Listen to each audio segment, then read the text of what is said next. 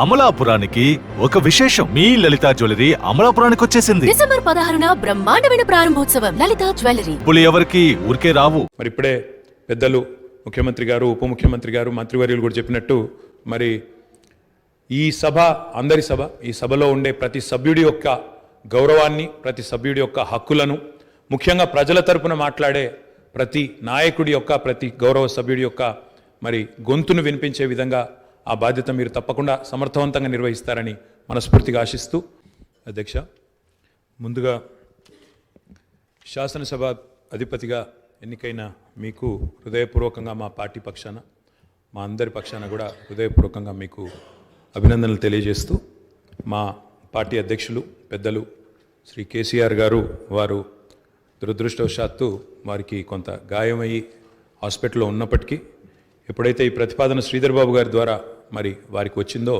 వెంటనే ఒక క్షణం కూడా సంకోచించకుండా, రెండో ఆలోచన లేకుండా తప్పకుండా సహకరించవలసిందే అని చెప్పి ఏకగ్రీవంగా ఎన్నిక కావడానికి వారు మాకు ఆదేశాలు ఇవ్వడం జరిగింది. దానికి అనుగుణంగానే నిన్న మీ నామినేషన్లో కూడా మేమందరం కూడా పాల్గొనడం జరిగింది.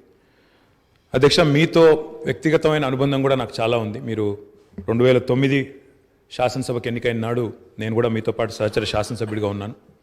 ఆనాడు తెలంగాణ ఉద్యమంలో కూడా మీరు మీ వంతు పాత్ర పోషించినారు.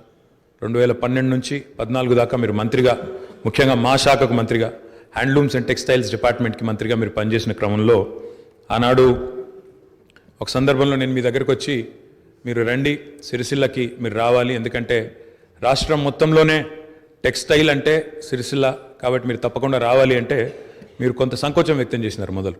మరి ఇప్పుడు ఉద్యమం ఉధృతంగా ఉంది, నేను మంత్రిగా ఉన్నాను, ఈ సమయంలో వస్తే ఏమైనా ఇబ్బంది ఉంటుందా అంటే, లేదు మనం కలిసే పోదామని చెప్పి ఆ రోజు మీరు రావడమే కాకుండా ఆనాడు మరి బ్రహ్మాండంగా మీరు వచ్చి అక్కడ కార్మికుల సమస్యలు విని తర్వాత చాలా సమస్యల పరిష్కారానికి మీ స్థాయిలో మీరు కృషి చేసినందుకు కూడా మీకు మనస్ఫూర్తిగా ఈరోజు మళ్ళొకసారి అభినందనలు, ధన్యవాదాలు కూడా తెలియజేస్తూ, మరి ఒక ఉన్నతమైన సాంప్రదాయానికి ఈరోజు మరి తెరదీస్తూ ఇతర పెద్దలు గౌరవనీయులు తెలంగాణ రాష్ట్రం ఏర్పడ్డ తర్వాత పెద్దలు శ్రీకొండ మధుసూనాచారి గారు, తర్వాత శ్రీ పోచారం శ్రీనివాసరెడ్డి గారు, తదనంతరం మీరు, మరి వారు ఇద్దరు కూడా నెలకొల్పిన సాంప్రదాయాలు, కాపాడిన విలువలు, వాటన్నిటిని మీరు కూడా పరిరక్షిస్తారని మనస్ఫూర్తిగా ఆకాంక్షిస్తూ, మీ ఉన్నతికి మనస్ఫూర్తిగా అభినందనలు తెలియజేస్తూ, మరి ఇప్పుడే పెద్దలు ముఖ్యమంత్రి గారు, ఉప ముఖ్యమంత్రి గారు, మంత్రివర్యులు కూడా చెప్పినట్టు మరి ఈ సభ అందరి సభ. ఈ సభలో ఉండే ప్రతి సభ్యుడి యొక్క గౌరవాన్ని, ప్రతి సభ్యుడి యొక్క హక్కులను,